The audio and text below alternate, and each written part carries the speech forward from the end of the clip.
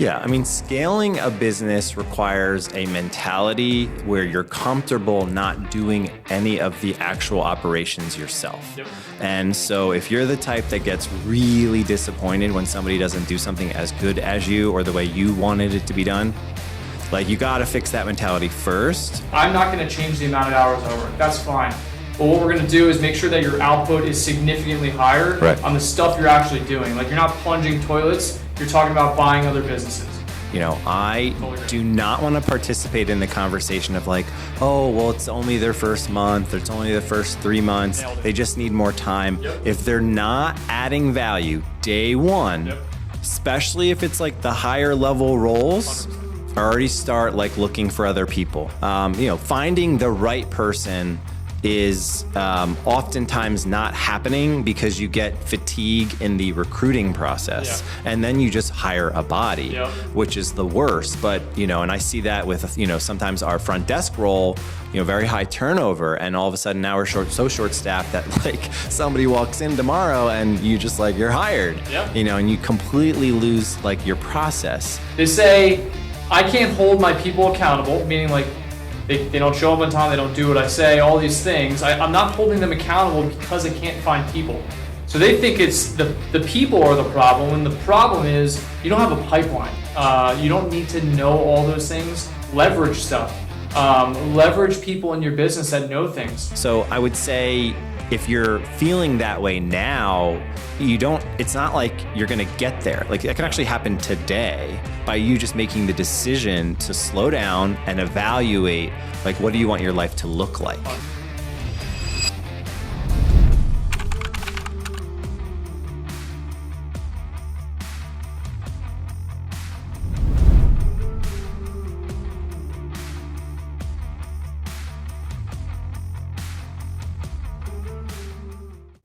Episode 2, everyone, we made it. Wow.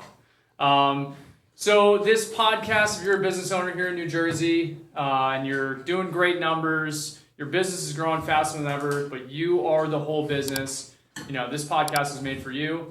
You know, on this podcast, my name is Ryan Charterina. The podcast name is Built for More. This is for business owners out there that they know that there's more in them. They have more to give, but they can't access it. So I'm super excited for today. We have our guest, Nick Marco. Nick does a lot, very successfully, might I add.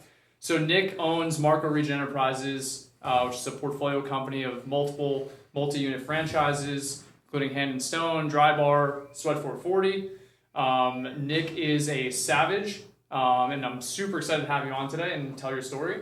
Again, the whole point of this podcast is, you know, there's one thing that Nick can provide you or I can provide you that can help you break through something in your business that you've been sitting in for 2, 3, 4 years. Like, that's the whole point.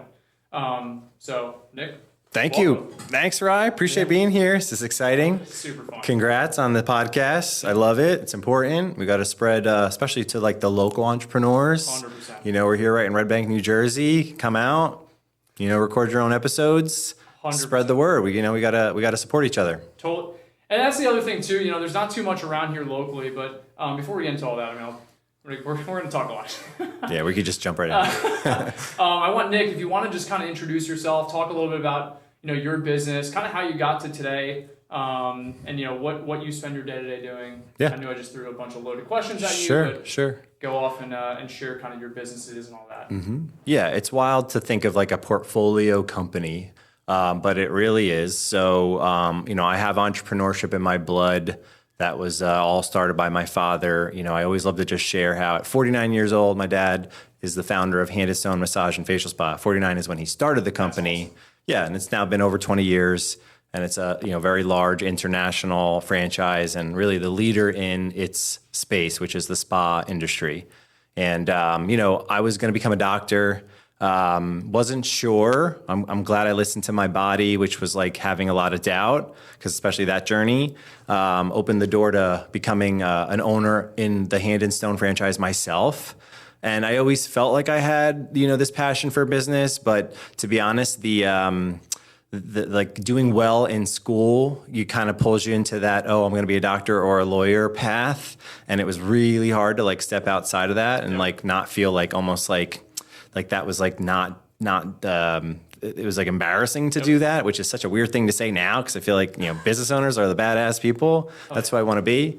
But once I got the exposure to ownership myself directly, I just got hungry to grow. And so, then there was that moment of like, Hand and Stone, I love it. It's not though all that I'm going to do. Let me diversify just because of the challenge. And, here we are now, 600 employees across 20 plus actual brick and mortar businesses. I also love supporting fellow business owners. So of course I got into the fractional CFO space a little bit just to help formalize my support because I don't like having conversations with people that doesn't like lead to an impact. And so I did convert it into a business, not really just to monetize it, but to actually be able to follow through with clients more so than just like casual conversations. And, I'm big in the franchising world. I'm grateful for that. I think if anyone's looking to become an entrepreneur, opening the door to that through franchising first is actually really, I think, a great strategy because you get a playbook versus having to start from scratch. And you just never know. I think, with the portfolio, it can be a challenge in terms of figuring out what to focus on every day. But all I do every day is really just make sure I have like the best people. Yep. And, as a CEO, that's really the most important skill you have. Then, of course, just making sure it's a profitable company. And so that's a little bit about me. There's two things that, being along the journey with you that I've noticed that you're extremely strong at. It's one, making really fast people decisions and judgment calls. You're a really good judge of character. Thank you. Another thing about Nick, super humble. I mean, casually says 20 locations. This is between Hand and Stone, Drybar, Sweat 440, and the free cash flow advisors. That's 4 different businesses, all substantial size. Mm-hmm. Most people wish they could have just one of those things.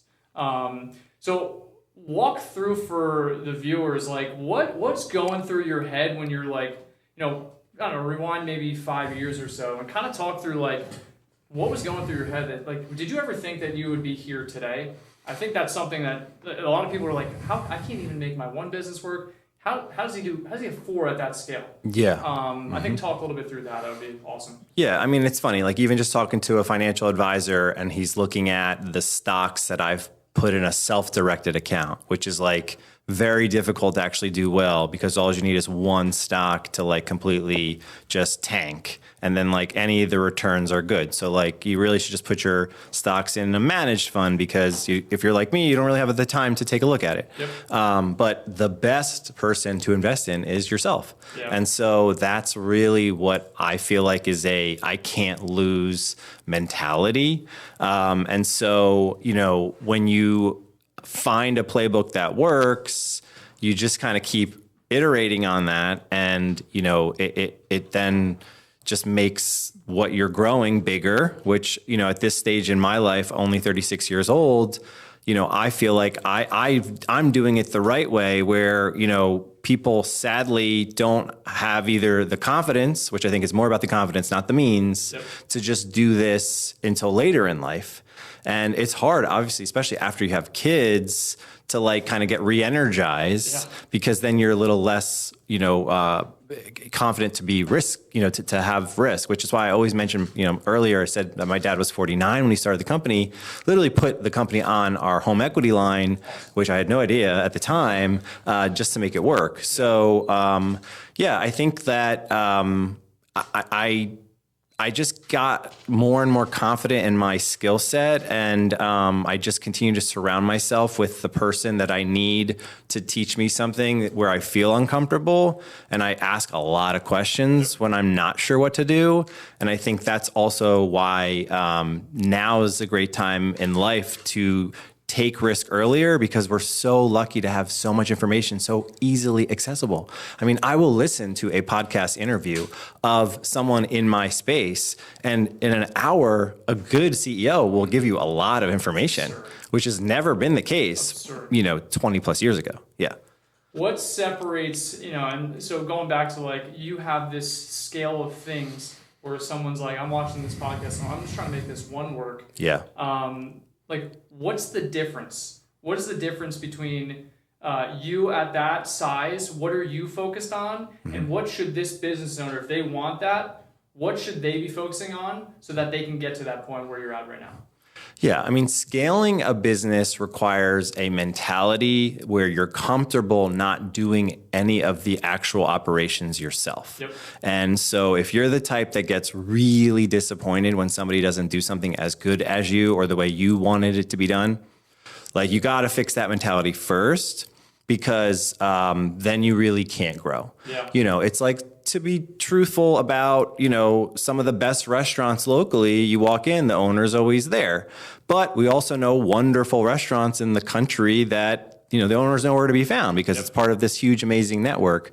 But then managing the culture on a large scale is then what your job is versus actually like watching the operations day to day. And so, you know, I will say if you can't make the one work, which is really your proof of concept, then you shouldn't be scaling. And I often run into owners of businesses who are all about like, oh, I'm going to get to 2 or 3, but like one's not even working.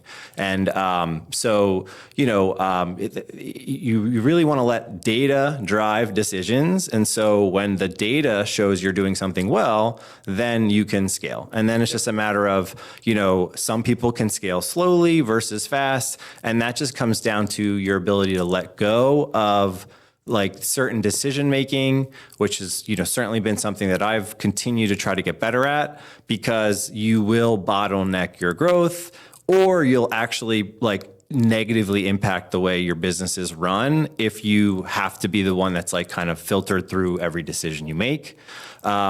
So I would say, you know, the best way to know whether or not you're well prepared to actually go down a business venture or a project or just some kind of goal you think you want to achieve is talk to somebody who's already doing it and like really understand them. And like, if you can see yourself in them, that's great. But if you can't, do not ignore that, you know? I think something that me and you like definitely are on the same page with is the data-driven approach. I was talking to a business owner, they're, you know, doing 8 figures, and I was asking like questions like, hey, what's your gross profit margin? You know, what's your net profit margin? And they were like, they didn't know. And so I think something for me and you that we get along a ton on is like just having good data, because there's so many little things, little subtle tweaks of the business that could generate all the things in the world for that business, obviously at scale, but that business owner was at scale. Talk about your, like, what do you do in regards to data in your own businesses so that you know, like, are we doing well or are we not doing well? Yeah. I mean, everyone needs their own scorecard. And so you got to be able to get that information on a weekly basis and efficiently. You know, it's not uncommon for important metrics to maybe take too long to get, like it's a little bit cumbersome. And, you know, so you have to find ways to get data more efficient. And, you know, in this AI world that we're in, it's actually incredible how easy it is now to like build a dashboard and like, you know, have an agent pull data for you. So, you know, I think that the whole idea of having a routine review of the numbers on a weekly basis is really key. And, you know, what is the ultimate number that's most important that's going to like have the biggest return, you know? So you have to scrutinize that a lot. And, you know, I would just say that whether it's, I've always had like an advisor in some capacity and at least one, you know, you got to have multiple. I think the biggest challenge in my role is like, you don't have your own boss. And I love not having a boss, but I also like need to have ways to hold myself accountable. And so, you know, that's where if you talk through that with somebody that, you know, just understands at least just basic business sense, let alone is an expert in your industry, they can help whether, you know, validate whether or not the numbers you're actually looking at are important. Because, you know, I've met some really smart people that just aren't actually focusing on the right numbers or the ones that are most important. You know, starting a fractional CFO firm, why that even comes up is usually finance is like the most underutilized resource a business owner leans into. And it's like, you're not making money. So let's actually fix that first before you come up with a new role with another payroll line item that, you really can't afford as much as it's like, looks like it's going to add value. I think that, numbers are critical and very, very, very uncommon, sadly, in small business to be focused on. There's so the recent podcast we did with Jim Emmerich, he runs a fractional CFO firm, and I mean, me and him, like, we see this because we're working with all different types of business owners, all different sizes, all different industries, and like there's a time and place where you see, okay, so we're doing this much in revenue, and a lot of times a business owner doesn't really know, and that's like the first red flag. It's like, all right, well, we have like this much in our bank account, so I think we're doing okay. And then, oh wow, we lost $200,000 in taxes. Oh, we lost this. Oh wow, we were cash flow like almost negative this year. Yeah. Like, what sorts of indicators go off where you're like, I can't tell if this is working or not. Like, what are like the red flags that any business owner that's watching this are like? What are the symptoms that pop up? And I'm going to add to this after you. Yeah. I mean, if your income is not growing, right? Like, there's a problem there. If you're new, any business, regardless of the industry, you should have great year 2 growth, year 3 growth. Even just like first 6 months, there should be like a ramp up happening unless there's like specifically seasonality in your business.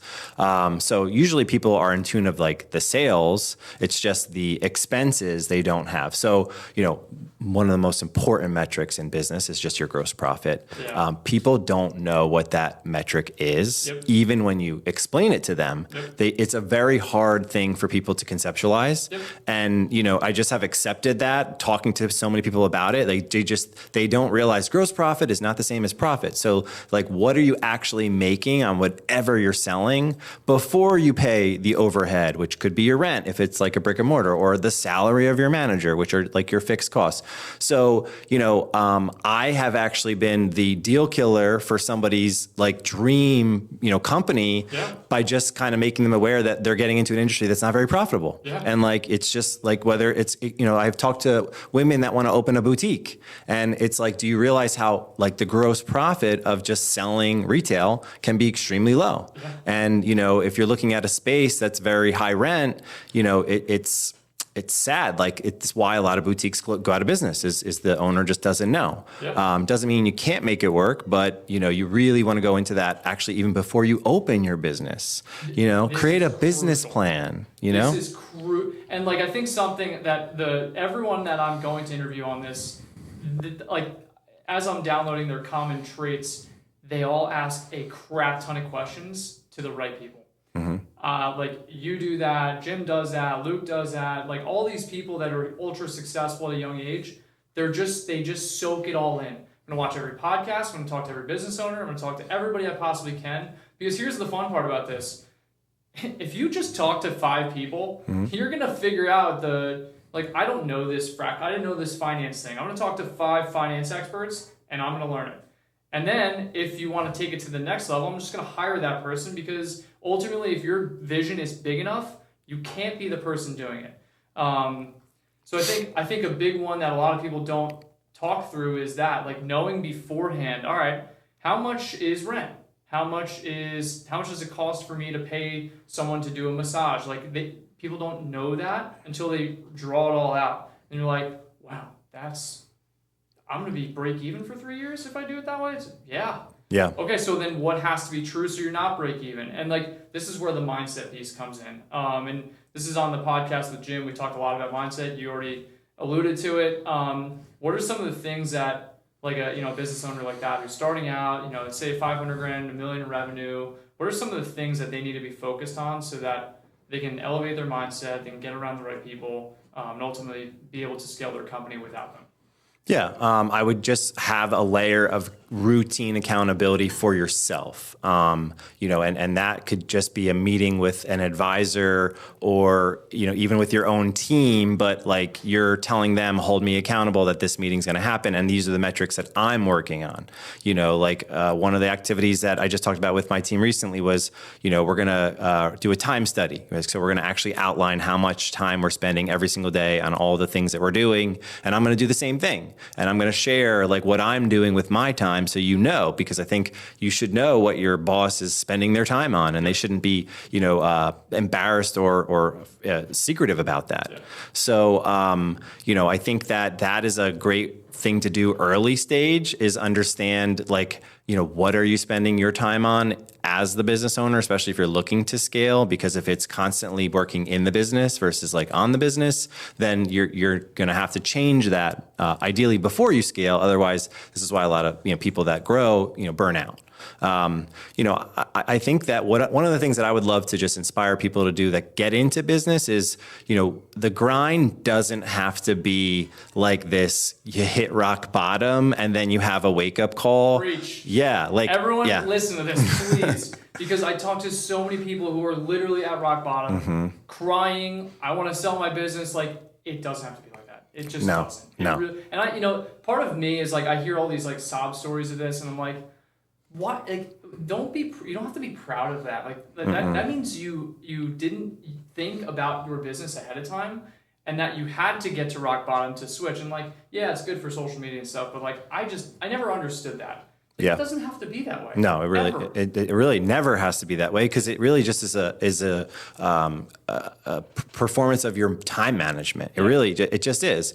If you don't have boundaries, you will burn yourself out. I mean, there are people that you call me a savage. I appreciate it. I feel like, yes, I can definitely be a savage, but I can also work very inefficiently because of that, obsession over work. And like, I could have actually gotten a lot more done in a shorter period of time if I actually just took a moment for myself to just chill and pause. And so, the ROI on your time is also something you need to measure, and so like you see like these videos where like people put a timer up and then like the buzzer goes off, and it's like, that's actually amazing exercise to do, because you have to constantly challenge yourself to do things faster, make decisions quicker. I love when Jeff Bezos says 70% of the information is all you need to actually make a decision. If you have like over 80, you've taken too long.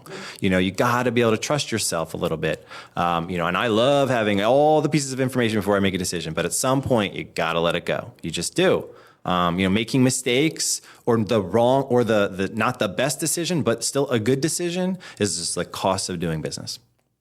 My whole philosophy on all of this is like, just work smarter, not harder. And, I can appreciate, and a lot of people I work with, they're like, I'm not going to change the amount of hours I work. That's fine. But what we're going to do is make sure that your output is significantly higher on the stuff you're actually doing. Like, you're not plunging toilets. You're talking about buying other businesses. So I think a lot of people get caught into that trap of like, I'm just going to work until I literally bleed.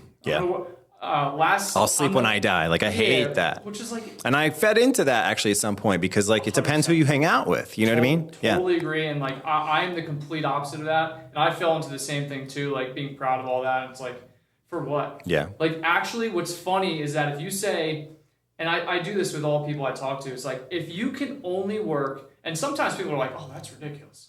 Like, no, it's actually not.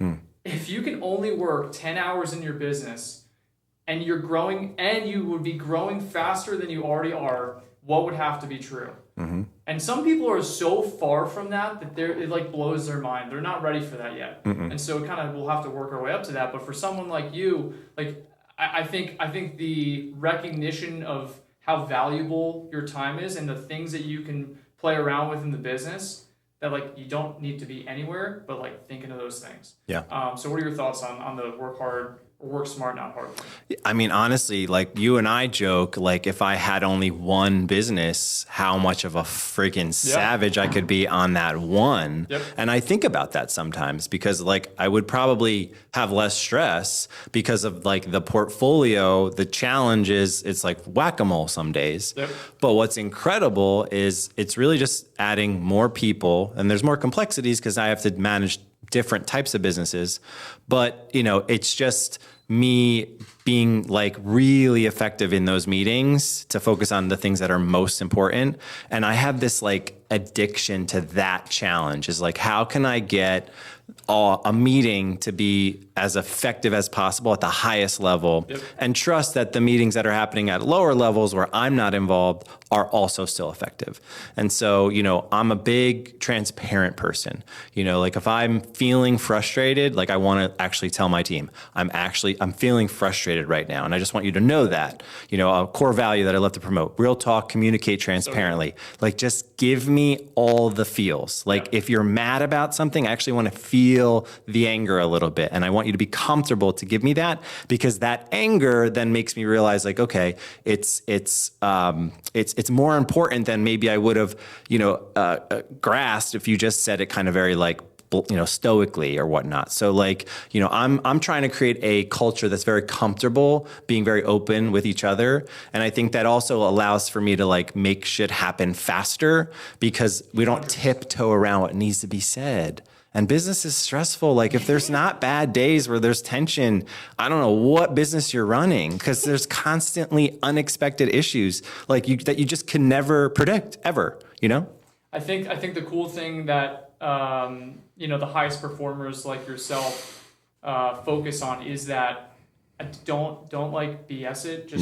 Just hit it right on the head. Yep. And like you do that, but you don't deliver it where it's like you actually just punch someone in the face. You know, I'm feeling a little this, and I think the emotional indicators are such a big sign that a lot of people ignore, and myself included, of like, it's an emotion, just let it, you know, die on the side. But like when people are stuck, when they're hitting the ceiling, like those emotional triggers pop up where you're like, I'm super frustrated, I'm not eating well, I'm not sleeping well, you know, I'm not hanging out with my family, I'm not going to the gym, all these things start suffering, and then your emotional state just starts getting neglected. Like that's an indicator that your business is not built the right way. Mm-hmm. And so like listen to your body. I think that was really good advice. Like listen to your body when you're like, I'm off. Like I'm just not my typical self. I'm not vibrant. I'm not like, you got to listen to your body because it's telling you that, hey, something's wrong. So I think that was really good advice by you of like just emotional awareness, because that's another one that I feel like a lot of people don't talk about, like emotional intelligence and having that with your team. Because if you can't directly say something to one of your team members and they receive it as like, I just want you to be better, you're going to run into a lot of problems. Yeah. So how have you kind of exuded that culture throughout, you know, your companies? Like what's been the tactics to be able to do that? Well, if you're opening the door to an honest conversation where you're really trying to like get to the layer of transparency that makes some people uncomfortable, you lead with kind of actually like talking about where you drop the ball first, right? Give them permission to be open about where they're frustrated with you, or they just need a little bit more from you by first acknowledging something that, you know, you're aware of. A lot of times leaders are aware of where they're falling short, but they don't want to acknowledge it because it's like a sign of weakness. It's not a sign of weakness. You know, you're going to every day, you know, have weaknesses in some areas of the business, especially like the higher level you are, because it's just impossible to just manage everything well. Your team's job is to like make you aware of the blind spots that you're just not seeing. So, you know, setting the example is really it. You know, if you need to, you know, handle a conversation for them first of somebody that they have to be managing, to just like show them what it's supposed to look like, that goes a long way. Even just like role playing, like before you have that conversation, can you just pretend I'm that person and, you know, talk to me about that? You know, what are you going to say? And like, honestly, it's amazing when you do that because you realize like, oh, you were not going to deliver this information effectively. That was going to be a miss. Yeah, we have to just save that one. Exactly. Totally agree. So yeah, I think it's communication is literally like my superpower, Right. and so but it only can impact so many, especially if like a lot of conversations need to be happening in your company every single day that you're not part of. So you have to instill like that should be your team's superpower, all the way down to like the front lines people as much as possible, which is why you're our implementer for EOS. And, implementing the entrepreneurial operating system is a great example of how you do that faster once you are somebody like me who's nervous about wanting to feel like you own this well-oiled machine, but vulnerable because I'm growing all the time.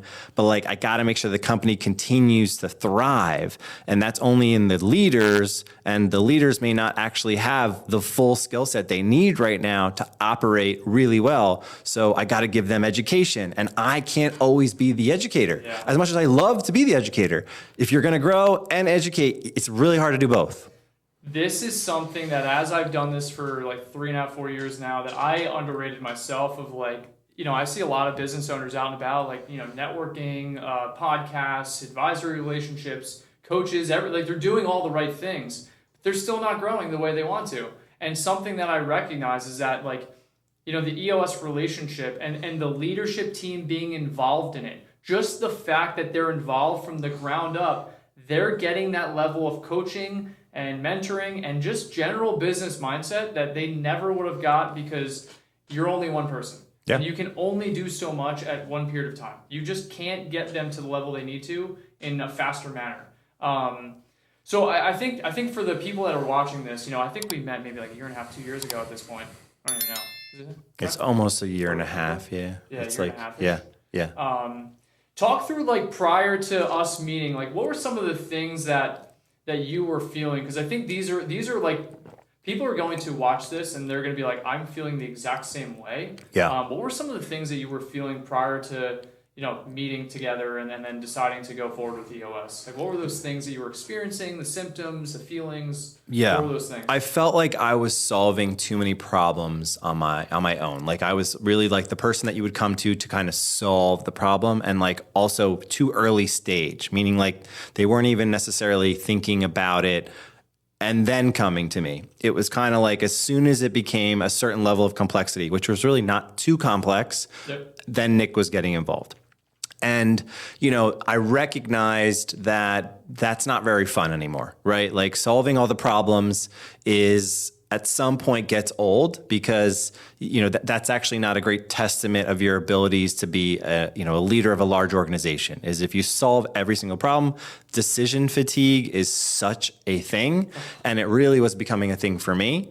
So I just felt like I needed something, I needed something in my arsenal to like get my people to be comfortable, handling solving things, not just identifying problems. And that's like something I say all the time is please do not come to me with a problem, come to me with solutions. And if also don't come to me with a problem if you don't want it solved, because there's literally no problems that cannot be solved. Like every problem in my mind is an opportunity. Like every single problem. 100%. I annoy people because I just don't look at it as a problem. I see it as an opportunity. And that is me. Yep. Sometimes if you just want to bitch and vent, like, okay, you just have to tell me that first. Yeah. Otherwise, I'm going to be like, well, I'll give you the perspective that like is logical. Yeah. And, maybe you didn't want to hear that. But, and it's an important event too.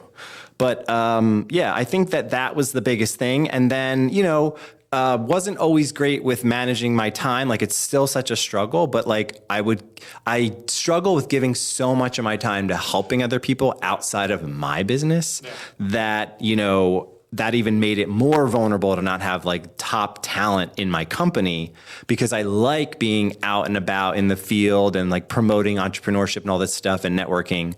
But, at some point you got to say no. Yeah. So managing that too was something I've recognized. And, I think just also stop having these conversations relative to the profitability of the business and the growth of the business when it talks about millions of dollars by yourself, right? Like if you can't trust a few people at the very least in your company to be fully transparent about these conversations, like you're not at the level then of like a true company that is, doing almost 30 million in revenue, which is the case for me. Like you're just going to lose money that way because you can only manage so much millions of dollars independently. So yeah, I would say that those are like all the biggest things that I was feeling. And, I'm so empowered today in like how much I control my time and how much I can recognize that like this person's a good person, they care a lot, but they're just not what I need. Yep. And that's okay. But I'm not every person that isn't the right fit in my company is just an expense for me. Yep. And I didn't become an entrepreneur to buy myself a job or feel like I'm constantly burning myself out. I did it for the freedom to be able to like at some point be like, I could keep working, but I don't actually have to keep working. Yep. And I'm going to recognize that feeling way earlier in life than most people do. I came from being a registered nurse in the ICU, and I would talk to these nurses who I'm like, what's your retirement plan? Yeah. And so many of them sadly are like, I'm just going to work till I die. I'm like, this kills me. You know what I mean? Yeah. And they work their asses off. And, I'm so grateful for that experience. I did 6 years in the ICU and I'll never not have my nursing license. But,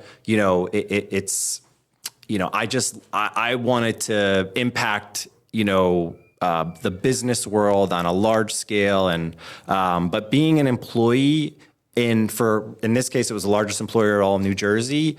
It gave me a lot of great perspective on how to be a great employer. So yeah, I've grabbed as many experiences and I'm constantly doing that, because you also have to be, constantly getting perspective so that you don't start getting sloppy or like forget the things that are most important in running your business and in life, I would say. Yeah. I had like 7 questions that popped in my head. There were so many gold nuggets throughout that whole thing. As for, I think the biggest one that you hit on was people, and also the idea that every issue is an opportunity. Everyone. My parents are going to watch this and they're going to laugh because I literally say the same stuff. Okay. There is not one thing in this world that anybody couldn't do. I firmly believe that. Anyone watching this, you can do anything that you put your mind to. And I talk to so many people that I tell that to, and they're like, yeah, but... Mm-hmm. No buts. We can solve it. Yeah. It's not like someone here hasn't solved it. So I think for me in this whole podcast, I just want people to believe that they can, because that's the thing stopping you. Mm-hmm. It's literally, it's the one thing. If you don't believe that you can double your business, you're never going to do it. You might get there accidentally 15 years later, not the way you wanted, but then you don't have control on your life. You don't have control on your business. You can't help your people more. You can't hire more employees and you can fulfill their dreams. I guess for you on the people side, walk through like when we first started working together through the whole journey so far. What has been your perspective on the level of people and the talent, and also identifying like where are the gaps from a people perspective? Talk a little bit about right people, right seats, and how that's kind of helped you, formalize the whole people conversation. One thing that I've said, and I continue to believe it more and more, is if you make the right hire, they will literally add value on the first day. Yeah. I totally do not want to participate in the conversation of like, oh, well, it's only their first month, or it's only the first 3 months. They just need more time. Yep. If they're not adding value day one, yep, especially if it's like the higher level roles, 100%. Already start like looking for other people, which you should always be doing anyway, because like that first 90 days is very precious. Yeah. So, I can think of many scenarios where I just made sure I never stopped recruiting because my gut was already like, this person is looking for me to navigate their entire onboarding from like the get-go. And I hired you to actually like bring to me your expertise to solve the problems that I don't need to be told about. I already know. That's why I hired you. And so, I would say that's another pattern is if they just like, nothing's worse than a new employee who just comes to you with all of the problems and, but that's what they want to talk about, like as if like to give themselves like credit, like here's all the things I found, but it's like, well, no, just tell me what you're doing. And then, I'll walk you through what, the approvals you need or just the strategy and whatnot. Like I like to look at myself as a consultant. If I'm not consulting with my highest level people and I'm really just leading the conversation, which I will do if you let me, right? So like, really a big game changer is when you start hiring people that like interrupt you or say, I don't agree with that, or let me give you a different perspective. Like, those are really nice things to say that, a lot of people are uncomfortable to say, even when you try to make it, as approachable as possible. So, I think that having multiple layers of interviewing is really important because it's very easy for one person to do a really good interview one time and then be very different like the next time. Nothing's more valuable than calling somebody completely like unannounced, like just to see how off the cuff they answer the phone.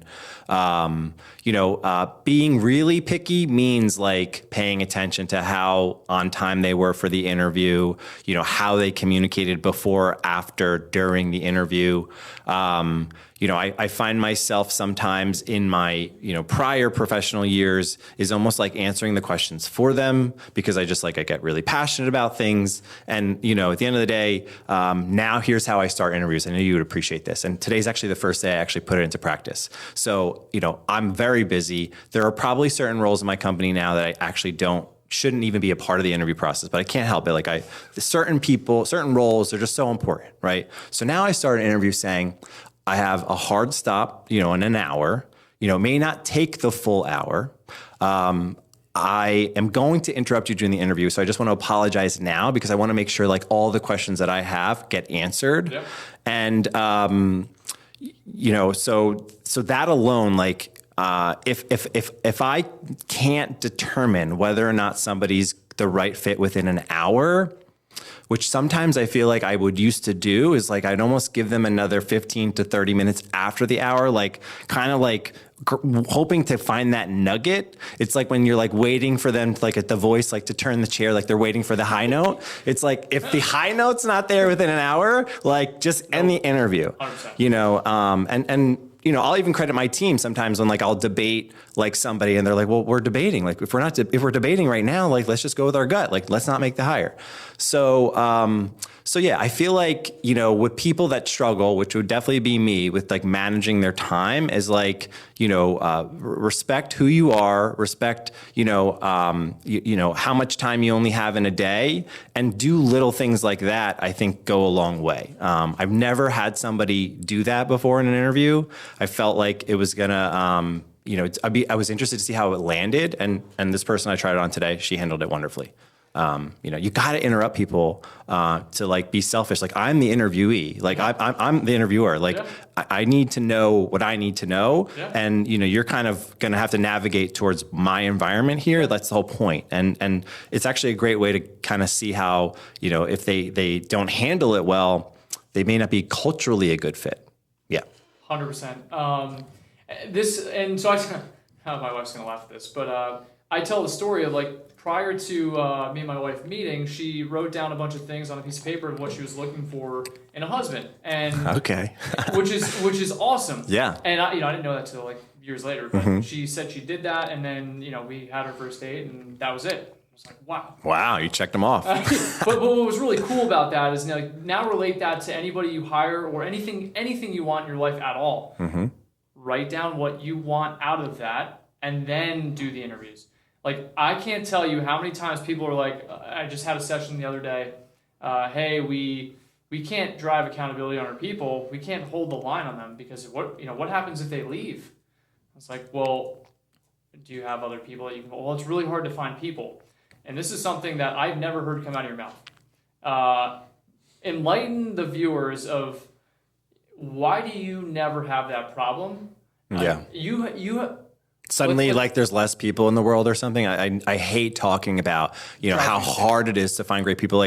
Yeah, have I said it before? Sure. But hard, when I say hard, when I say hard, I mean it can take a while. Yeah. That's really what I mean. Not like so I need more reps. And so if I don't have a lot of time to do the reps or the person to do those reps, which is just a lot of interviews, that's when it can be hard. Yeah. Finding the right person is oftentimes not happening because you get fatigue in the recruiting process. And then you just hire a body, which is the worst. But, and I see that with, sometimes our front desk role, very high turnover. And all of a sudden now we're so short staffed that like somebody walks in tomorrow and you just like, you're hired, and you completely lose like your process. But, I loved it. In today's interview I did today, she talked about this girl that she met. It was only 16, just at a bar. She was at a restaurant, and she was her top employee, and she recruited her out in the field, and then she went on to do big things in management. And I wrote that down because I'm like, I'm going to challenge my team. I talk about this, but I'm like, I'm going to actually give them a goal: is find somebody in the community where your business is, because recognize that they're not going to all come to you.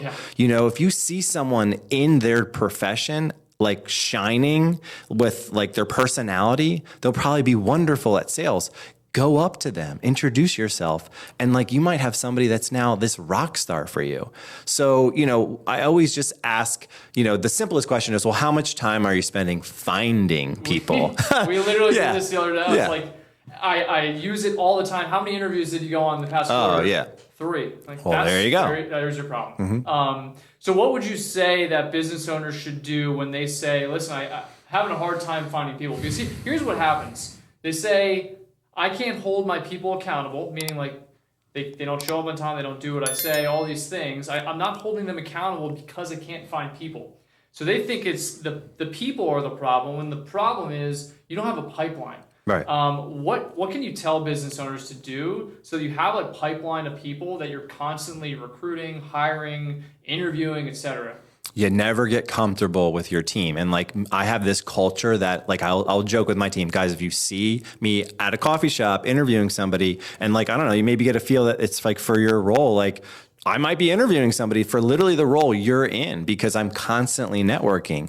I look at my network as like a bench of people that I can call should I, have to fill a role, or somebody's, I'm getting some question marks that, even my best employee, things in their life could change. And now all of a sudden they're no longer in the right seat, or I don't have a seat for them anymore.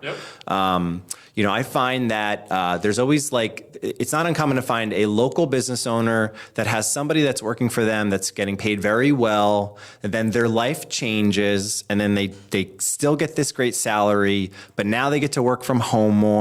And all of a sudden, like the business owner is accommodating so much so that like this is why the business is struggling, is you're not respecting what your business needs, and those needs don't change if the life situation of somebody on your team changes, which is hard, but it's just the reality. So, if you're struggling to, hold your team accountable and you're really doing it well, then you just don't have the right people, and you need to be spending more time on that. So find a way to like be able to give yourself enough time to get momentum recruiting. There's always a way to do that. Like if you don't have anyone that you can rely on to be able to hold down the fort so you could step away and recruit, that's not that hard to find. You know what I mean? It's not.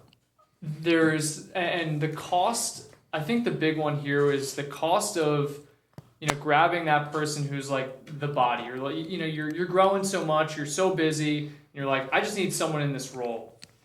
What happens with that is 6 months go by and you're like, I love the advice you gave, because a lot of people go 6 months, a year, 2 years, 3 years, and they're like, well, they're okay. They're not, they had a good week last week, but then this week was terrible. Like, the cost of getting that wrong on that day one, like you said, if they're not adding value, like day one, week one, what's going to change in 3 years? They're not going to magically just all of a sudden just switch, have a light switch. because the cost of getting that wrong is millions of dollars, especially if it's a key role. That's millions of dollars of opportunity costs that you now lost because you didn't get that right. Yeah. So when I talk to people who are like, this is another really good one, I want to hear your thoughts on this. I hear people who say, hey, recruiters are expensive. I was like, you know what's expensive? Not getting the right person so that you can grow to where you want. I have a client who just sent an offer for an integrator, and he was like, yeah, that's the biggest salary I've ever hired for. It was like, and that person's going to take you to 10, 15, 20 million. Right. So what's your perspective? What would you say to business owners who are like, hey, hiring a recruiter is not worth it. It's too expensive. I'm just going to fill it myself and try to do it myself. Yeah. Well, I would ask the business owner, what's the value of your time? Like, how much does you cost for an hour of your time? Yeah. And that's a really good exercise to go through. And obviously, it's based on like where your current portfolio brings in. Like, that's how I would look at it. So don't just come up with a facetious number. There's an actual like math problem. Yep. And the same thing with determining the value of that recruiter. Is how much time that person has saved, and also if it's a specific industry, some of the best people you're actually just not going to find without. Like I learned that in finance. I've yet to really find somebody successfully without a recruiter at this stage of the game in finance roles, because they all go to a recruiter. And so if I didn't open that door, I would have never gotten the talent that I really frankly need.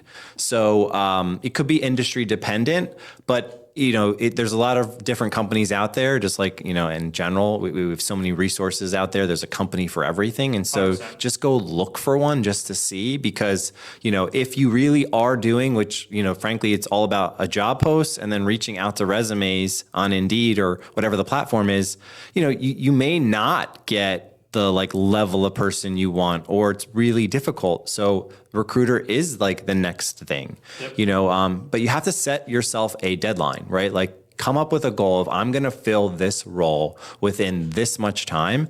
And if I don't, then I will open the door to a recruiter, yep. Right? If you want to challenge the cost, okay, but just don't keep it open-ended, because then it will be obvious to me if it's 3 months later, oh, well, then you should have just hired a recruiter. Obviously this was worth it. Yeah. 100%. So what are some things over the course of the journey from when we started working together to today that you, what are the top 2 or 3 most impactful things that you've learned along that journey, mm-hmm. Or things that have drastically affected your companies over the past, year and a half, 2 years? Yeah, I mean, honestly, the number one impact has just been analyzing the people in my company and whether or not we have an actual seat for their skill set, or if they're just the right person in general. And so we just got rid of people that are good people, but they don't actually have a position that is fitting the needs of the company, yeah. And getting my team to recognize that. So we talk scorecard, and then we kind of talk what I would call the precursor foundational expectations of you and your role. So every supervisor's not your scorecard. I'm not going to measure you on your ability to identify the right people. I'm expecting that as a foundational aspect of who you are. Yep. So we have had situations where we went an entire year where you didn't have the right person, yeah. And you knew that. Yeah. So I could say your annual review is you're not the right person for this job, yeah. Because you didn't recognize that you didn't have the right person, or you didn't act more aggressively enough to fill it. Gold. If so a lot of supervisors are really just doing the job of their direct reports, yeah. And that is not the purpose of having 2 people paid, right? And I will say, this is I think the next kind of phase of my business growth is making sure 2 people don't have the same scorecard. Yeah. A lot of times the supervisor doesn't have a scorecard. Their scorecard is just managing that of their direct reports, but no. You're 2 people. Yeah. One person is very impactful on a business if you're the right person. So, I would say that, and then I would say, just having level 10 meetings, obviously huge, having an actual black and white agenda of how to run a meeting, and setting the tone for that with time attached to it and routine. We've always had routine meetings in my company, but the agenda was loose, and that's a game changer. It's funny how it's EOS is it's a whole language. And I feel like it's hard to create. It's like creating your own language inside your business from scratch. It's like, it's hard. Yeah. And what's nice about it, and like for me, I'm a who not how guy. Like I'm not going to go recreate EOS. It's perfect. Like, Right. I'm not going to touch it. No, yeah. But I'm going to use that to help people get what they want in their business. And therefore, people now have a common language to speak throughout the company so that it's not just you saying these certain things at certain times. You have all these different things and tools and like a hammer, a knife, all those things. So now you can use them in places that you need to. So for me, it's like a who, not how thing. You don't need to know all those things. Leverage stuff. Leverage people in your business that know things. Like for example, if I had to go build something on my house, I would never do it. Yeah. Because I can't. Yeah. I'm not the guy for that. I'm going to hire that immediately. But that allows me to focus on getting even better at what I do. And, me and you have talked about, with your time, it's, you're doing a lot. Imagine what if it was only this? How much faster could you take that to the next level? And how much more equity could you generate as a result of just focusing on that versus these other things? Recognizing what you don't do well or what you do okay, but do it very slowly is really powerful, right? Yeah. It's just so powerful. And I like actually telling my team, what I did when EOS first started. I'll never forget the moment of playing the video of what a visionary is in a company in front of my team. And I'm like, guys, when I first saw this, I felt seen. And I just want you to know, this is who I am. Good topic. This is who I need to be in the company. This is where I thrive. Super good topic. And this is who I'm not. Yep. And so that whole visionary versus the integrator is like, whoa, that was like a light bulb for me. It's like, I'm an operational person, but I get bored very easily. So I like to be the one playing chess, not the friggin', I don't want to be the chess piece. I don't. Yeah. Massive topic. We'll touch on that right now. Might be another episode or something. All right. So visionary integrator, visionary big idea person. And you talk to business owners and you're like, this guy has 1,000 different ideas. He's all over the place, and you need that. But you also need someone who's consistent, making sure the actual priorities of the business are being handled. They're more in the weeds. They love managing people. They're really good at it. They get energy from that. Yeah. That balance between those things, a lot of business owners, as they grow through this, feel like they have to be both. You don't. No. And there's people, my client that just made the offer the other day, there's a visionary integrator test to see which way you lean. Some people are both. Some people are way high visionary, and then there's people who are naturally I love operating. That's what I'm good at. She scored a 99 on the integrator. I was like, I've never seen that before. Wow. Yeah, but leveraging her skill set and what she actually enjoys doing, and you just do what you're really good at. Leverage the two of those things, and the book's called Rocket Fuel. Guys, read it. Take a look at it, because it ultimately, when you find that partnership, it's just next level. So, do you have any things that you want to leave for any business owner out there who's say 6, 7, 8 figures in revenue? What are one or two things that they should start looking into? What are things that they should invest in? What are things that they should be doing to elevate their business, and then ultimately elevate what they want to get out of their business?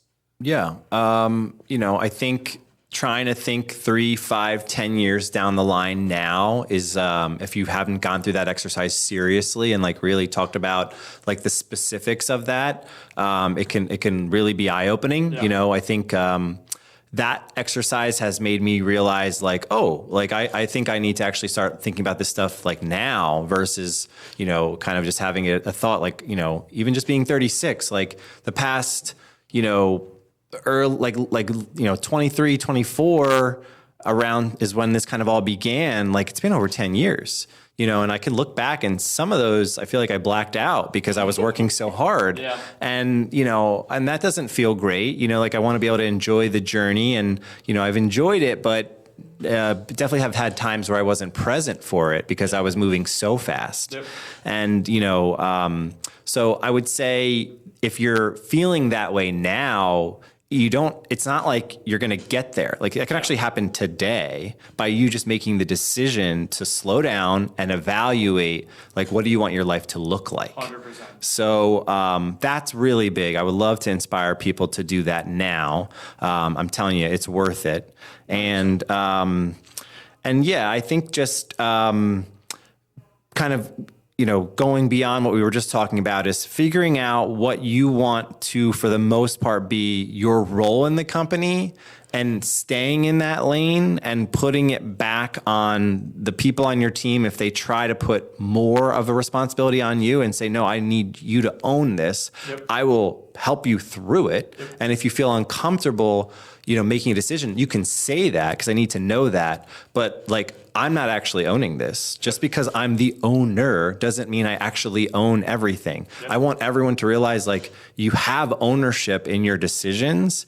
And if that's uncomfortable for you and you feel like that has to be me as the owner, that's fine, but we're misaligned. I don't want to feel like I own everything because I am only one person. And if that is the reality, things will, the wrong decisions will get made, or the decisions will get made haphazardly because my ability to actually like focus on all the details is just not humanly possible. And that's at least not like for me, you know what I mean? Like, again, if there's someone that does it better and whatnot, that's fine. But I can only work within like the confines of me, and the more I learn about myself, the more I share that with my team. And like, I find the people that like kind of grasp to that, and as I change or as I learn more and more about myself, I can, and I share that, I might realize that there are some people on my team that don't fit with that. And that's okay. I have no shame or, lack of confidence in, having those hard conversations. I actually, unlike I think some visionaries as far as the typical, I like confrontation. You know what I mean? And I hate the word because it has a negative connotation. I just like to go directly to the source and just have it out, productively. Because it's like, I just want to move on, right? Yeah. There's so many people that kick that can down the road of decisions, and then what's funny is, okay, you still want to grow, correct? Yes. You're gonna run into this in the future. Like, it's just you kicking the can down to future Ryan has to go solve this problem. Just do it now. Yeah. And that's why I think the long-term discussion of hey, what do you want to really create in this world? What's your 10-year? What's your 3-year? And people are like, oh yeah, goals, whatever. But it gets you to really look at if that's what I really want, and I'm doing those things, why not just not do those things and just go right at it? Yeah. And sometimes you just need permission from someone to be like, yeah, is that actually what you want? Yeah. Why are we doing any of this? And I've had people light bulb moment just, just can stuff because why? Yep. If that's what I really want, and it doesn't just happen on the first go around, so revisit your tenure and say, is this what I want? And then maybe it changes, and then maybe you get clearer, and you're like, no, that's actually what I want. All right, this is all falling out. I've had people make split-second decisions because of that. So I think it's super valuable advice. Nick, this was a pleasure. No, I loved it. I hope we're going to do more of these. Yeah, There's so much wisdom that you have learned over the past 10 years that so many people here in New Jersey and anybody else who's listening can drastically benefit from. So I want to thank you first for coming on here. You're welcome. Where can people find you? How do they on the social media world? Yeah, I mean, sometimes it's business related, sometimes it's not, but that's the life of an entrepreneur. Nicholas John Marco is my Instagram, and I would just say that's a great way to reach out. And Marco at marcoregion.com. If you want to just reach out. If I don't answer, don't take it personally. Just be persistent, as I would say. I had somebody recently actually bust my chops and I said, well, honestly, I'm judging you based on did you follow up? 100%. And if you're embarrassed to do that, then let me be the one to tell you you should follow up. Good learning moment for that person. Yeah.